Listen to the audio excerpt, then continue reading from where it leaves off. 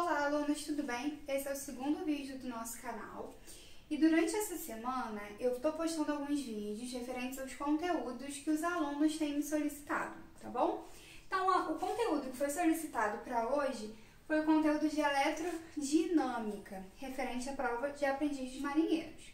Então, claro, toda a parte teórica vai servir para todos os concursos, eu só vou focar em alguns pontos específicos, que são os pontos que normalmente a prova de aprendiz gosta de abordar, tranquilo?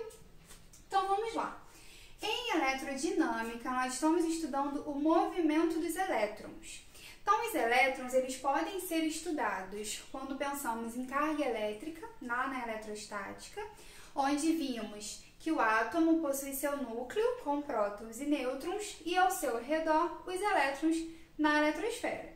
E podem ser estudados na eletrodinâmica quando nós consideramos esses elétrons, essa carga em movimento. Então, antes, vamos relembrar.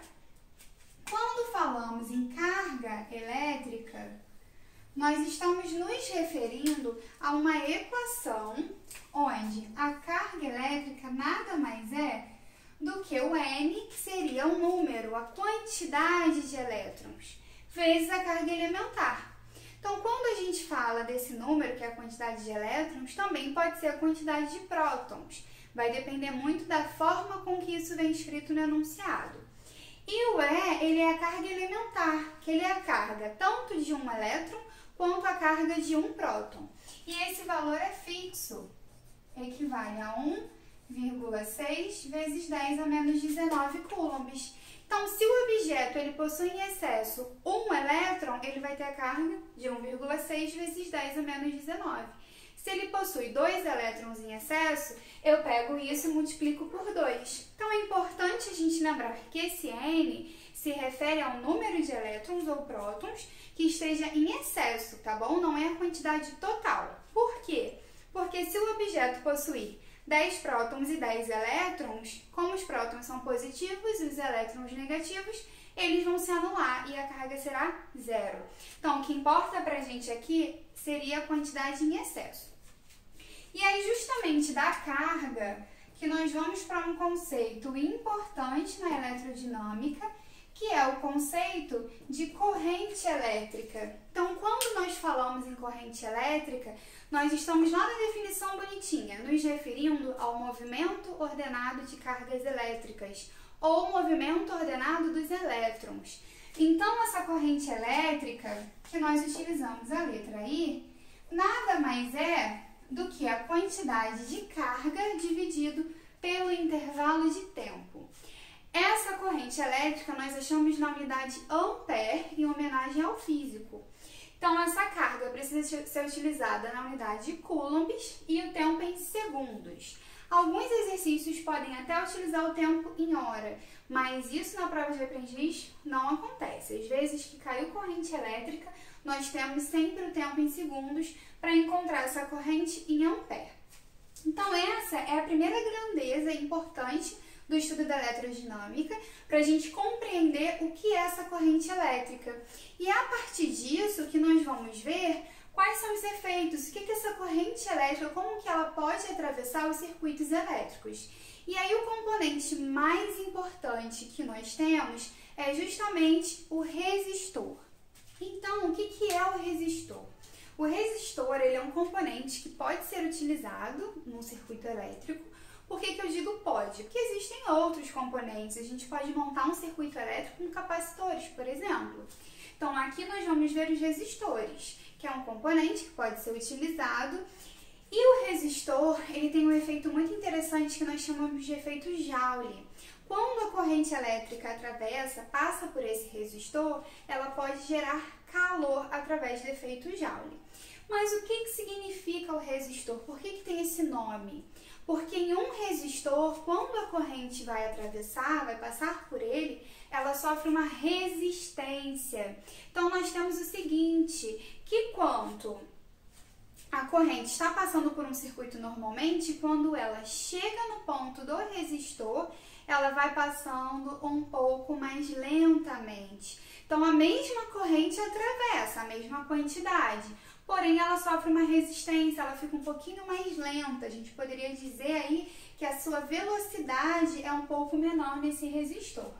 E aí, para os resistores, existem algumas equações específicas que a gente precisa utilizar, sendo a principal delas, que é a lei de Ohm, que é essa aqui. Então, o que essa equação ela diz pra gente? Diz pra gente que esse V, ou também pode ser utilizado o U, que é a tensão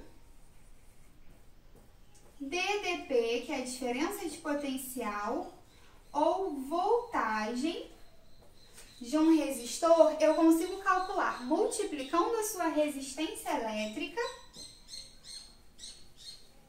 pelo I, que nós vimos ainda há pouco, que é o que mesmo? Que é a corrente elétrica. Então, essa resistência elétrica, ela é medida em ohm, também em homenagem a um físico, tá? Mas o seu símbolo é esse. Nós vimos já que o I, que é a corrente, é medido em ampere. E aqui esse V que nós temos tensão, dDp ou voltagem, que é medida em volts.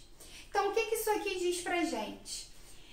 Que se eu quero um determinado valor de corrente para aquele resistor, o que vai influenciar é a dDp, porque nós estudamos os resistores ôhmicos. Os resistores ôhmicos são aqueles que possuem o mesmo valor de resistência. Então, se eu pegar um resistor, esse R dele tem o mesmo valor. O que vai mudando é, se eu conecto numa rede de tensão de voltagem 110 volts, eu vou obter um valor de corrente elétrica. Se eu conecto numa rede de tensão de 220 volts, eu vou ter outro valor de corrente elétrica.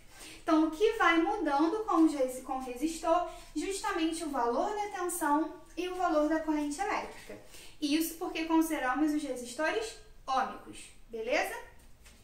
Além dessa equação da voltagem, nós temos também algumas equações de potência, que nós vamos comentar em um outro vídeo. Então, hoje nós vamos focar aqui na lei de Ohm e como esses resistores eles podem ser associados. Nós podemos associar de duas maneiras, em série ou em paralelo. Quando eu digo que eu associo esses resistores em série, significa que eu conecto um seguido do outro. Qual é a vantagem dessa associação em série? Que cada resistor vai ter o seu valor específico de tensão. Então, se o meu objetivo é deixar que cada um tenha o seu valor de tensão, vai ser em série que eu vou associar. Porém, todos eles terão a mesma corrente elétrica. Então, se esses aparelhos que eu vou utilizar, que possuem resistores, eles têm o mesmo valor de amperagem, o mesmo valor de corrente, então eu vou utilizar essa associação em série. E aí, como que eu faço para eu achar o seguinte? Eu tenho esses dois resistores, R1 e R2, porém, por algum motivo, eu preciso trocar esses dois resistores por um único. Então, como que eu faço? Isso a gente chama de resistência equivalente, que é a soma. Então, se eu quiser trocar R1 e R2 por apenas um resistor, basta que eu some. E esse raciocínio é o mesmo se eu tiver 3, se eu tiver 4, se eu tiver 5. Independente do número de resistores em série, a resistência equivalente será sempre a soma. Enquanto em paralelo, qual é o meu objetivo do paralelo? É o contrário. O meu objetivo da associação em paralelo é que os dois resistores estarão numa mesma tensão.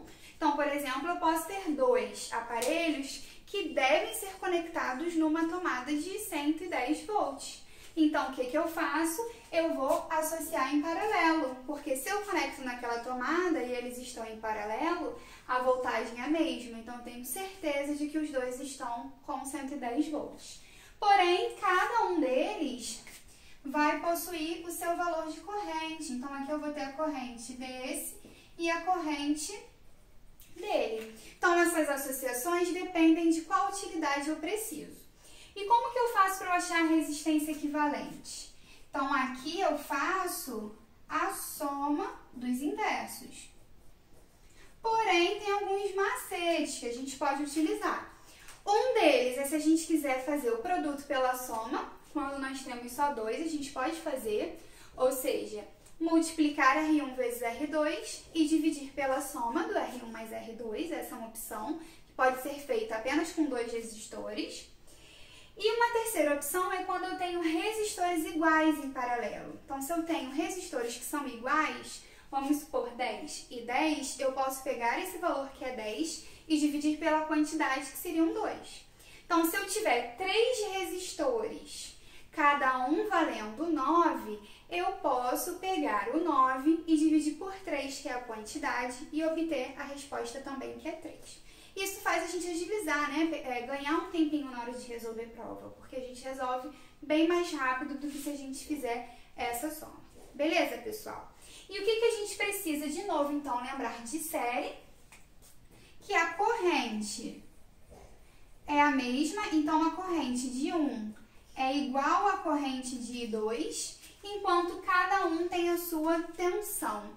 Enquanto aqui em paralelo, nós temos que a tensão que é igual. Então, a tensão do 1 é igual à tensão do 2. Então, o que a gente vê muito na prova de aprendiz? Nós vemos bastante exercício sobre essa parte de resistência equivalente, sobre essa equação do V igual a RI ou igual a RI, e essas definições de vocês saberem que em série a corrente é a mesma e em paralelo a voltagem que é a mesma.